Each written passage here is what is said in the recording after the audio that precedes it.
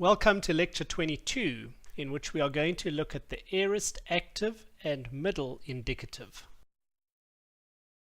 In this lecture you are going to learn the meaning and the morphology of the aorist indicative. With respect to the meaning, you will learn that the aorist denotes undefined action in the past time. And with respect to the morphology, you will learn that the second aorist is built from the augment plus the aorist stem plus the connecting vowel plus the secondary personal endings. Let us begin by examining the meaning, or if you prefer, the function of the aorist tense. As we learned in the previous lecture, Greek has two tenses that are used to depict different types of action in the past time, namely the aorist and the imperfect tenses. The imperfect tense describes continuous action in the past time.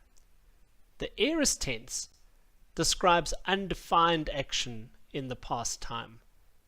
So its basic meaning, that of the aorist tense, is to depict undefined action in the past time. How then do we translate the aorist tense?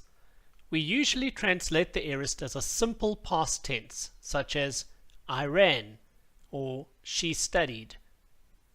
We sometimes need to translate it using the present perfect in English, such as I have run or she has studied.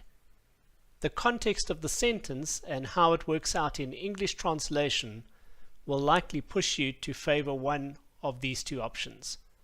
This stands in contrast to how we typically translate the imperfect tense, something like I was running or she was studying, to bring out the sense of continuous action. Let's look at two everyday examples of the aorist tense. Firstly, οι Φαρισαίοι είπαν τις μαθητές αυτού. Οι Φαρισαίοι είπαν τις μαθητές αυτού. The Pharisees said to his disciples. The aorist verb is ipon, meaning they said. You can see we typically translate it as a simple past tense. The Pharisees said to his disciples. Secondly, ο Θεός έλαβεν εμάς. Ο Θεός έλαβεν εμάς. God received us. The aorist tense verb is έλαβεν, he received. God received us. We could, depending on the context, prefer to translate it, God has received us. So either God received us or God has received us, but definitely not as God was receiving us. So we typically translate the aorist tense using a simple past tense in English, but sometimes we use the present perfect English, such as he received or he has received. Now let's turn our attention to the morphology, that is, the form or formation of the aorist tense. How is the second aorist built? There are two formations of the aorist tense. Bill Mounce says Greek has two different ways of forming the aorist tense, somewhat as English has two ways of forming the past tense. The Greek tense parallel to the English regular formation is called the first aorist. We will look at that in the next chapter. And the Greek tense parallel to English's irregular formation is called the second aorist, which is what we are looking at in this unit. We are starting with the second aorist because it's almost identical to the imperfect, so it should be very easy to learn the second aorist. Now critically, a Greek verb will not form both a first aorist and a second aorist form. A Greek verb will be either a first aorist or a second aorist, not both. For example, in Greek, the verb swim, if we made it aorist, would be either swam or swimmed, but it would never use both swam and swimmed. So we need to learn what kind of aorist each verb forms, whether a first or second aorist, and then we will be able to form the aorist tense.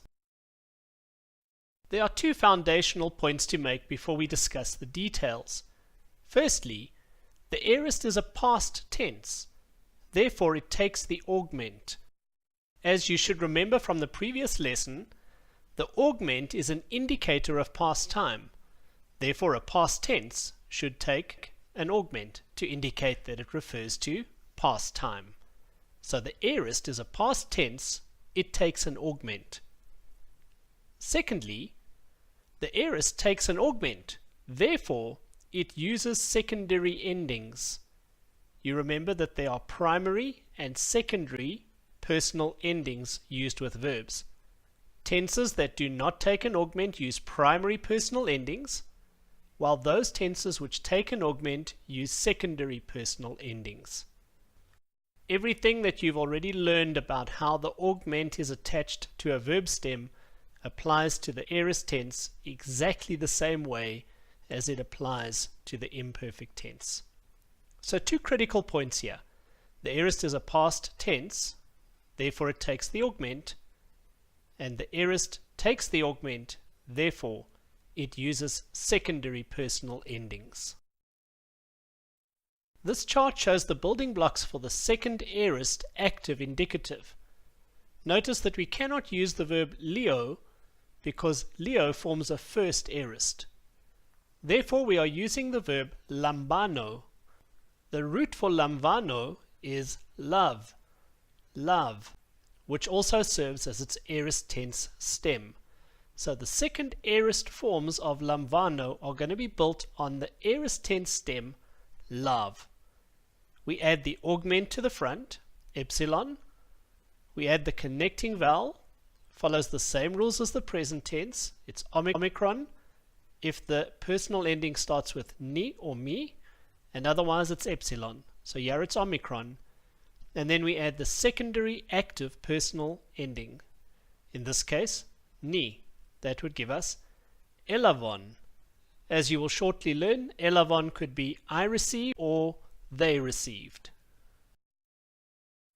This is the second aorist active indicative paradigm built on the root love.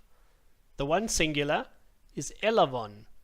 It's formed from the augment epsilon plus the aorist stem lav plus the connecting vowel omicron plus the personal ending ni, I received. The two singular elaves formed from the augment epsilon, the second aorist stem lav, the connecting vowel epsilon, and the two singular personal ending sigma, you received. The three singular elave or elaven, it's formed from the augment epsilon plus the second aorist stem lav plus the connecting vowel epsilon. There's no personal ending in the three singular, but there's an optional movable ni. This gives us elave or elaven, he, she, or it received. Plural, elavomen, from the augment epsilon plus the second aorist stem lav, connecting vowel omicron, and personal ending men, elavomen, we received. The two plural is elavete, augment epsilon, second aorist stem lav, connecting vowel epsilon, personal ending te, elavete, you received. And the three plural form elavon, from the augment epsilon, second aorist stem lav, connecting vowel omicron, personal ending ni, they received. As is the case for the imperfect, the one singular and three plural forms are identical. The only way you can tell them apart is by the context. This chart shows the building blocks for the second aorist middle passive indicative. We are once again using the stem lav. We have an augment epsilon plus the second aorist stem lav plus the connecting vowel omicron or epsilon, and then the secondary passive personal endings, in this instance main. Elavomen would mean I received for myself. Here then is the paradigm for the second aorist middle indicative. Note that this is only the middle, whereas the present tense has identical forms for the middle and passive. In the aorist tense, the passive is formed completely differently. This is the second aorist middle indicative paradigm.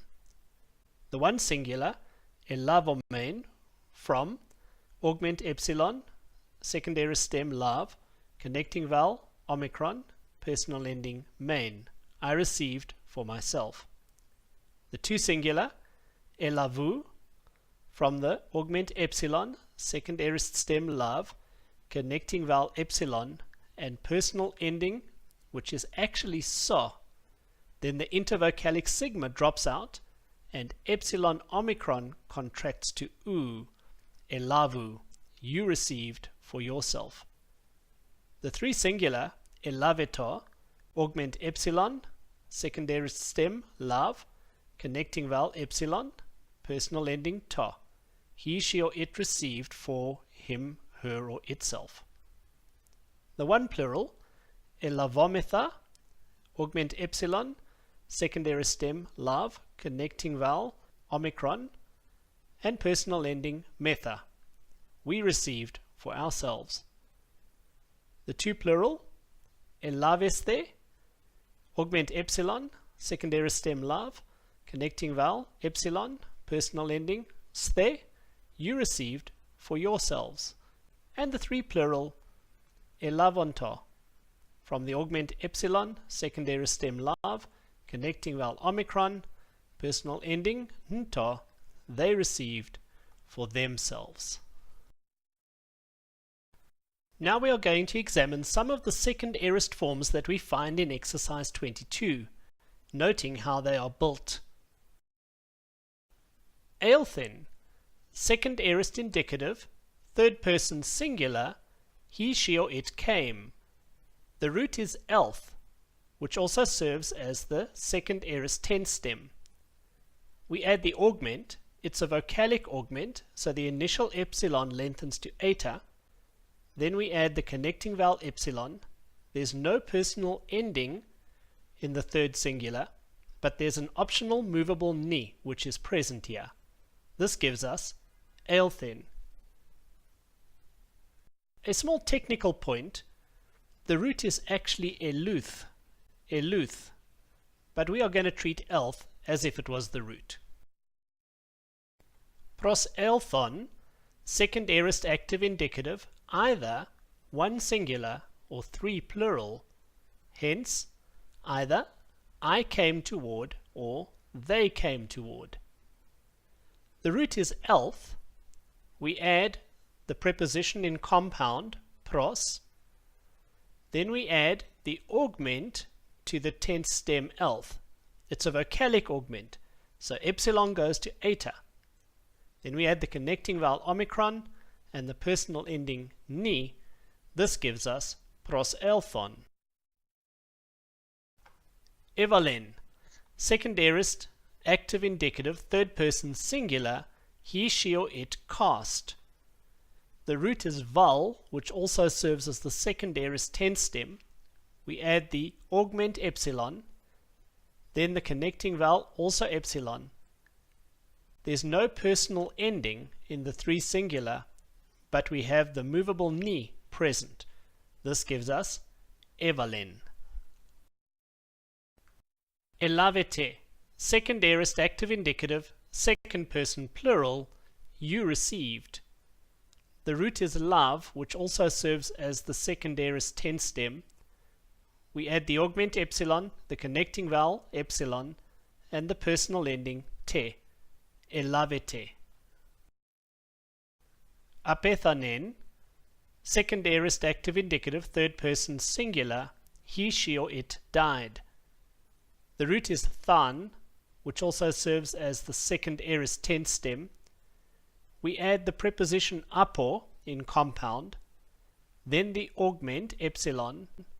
Note that when the augment is added, the final vowel of the preposition, the omicron, drops out. So we don't have apoethanen, but apethanen. We add the connecting vowel epsilon. There's no personal ending for the three singular, but there is a movable ni, which is present. Apethanen. Apethanon, second aorist active indicative, either first person singular or third person plural, thus either I died or they died. The root is than, which also serves as the second aorist tense stem. We add the preposition apo in compound, Then the augment epsilon. Notice that the final vowel of the preposition up or drops out when the epsilon is added. At the end, we add the connecting vowel omicron and the personal ending ni. This gives us apethanon. Hephres, second aorist active indicative, second person singular, you found. The root is hefer, which also serves as the second aorist tense stem. Now, very interestingly, if you remember, when a verb starts with a diphthong and the augment is added, the initial letter of the diphthong may lengthen or it may remain unchanged. In this instance, the initial epsilon remains unchanged, so we don't get hef, but hef remains intact. We add the connecting vowel epsilon, the personal ending sigma, and we get hephres.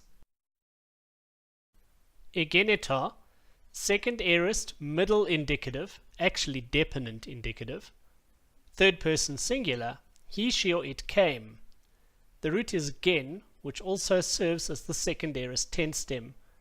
We add the augment epsilon, the connecting vowel epsilon, and the personal ending ta, egenetar.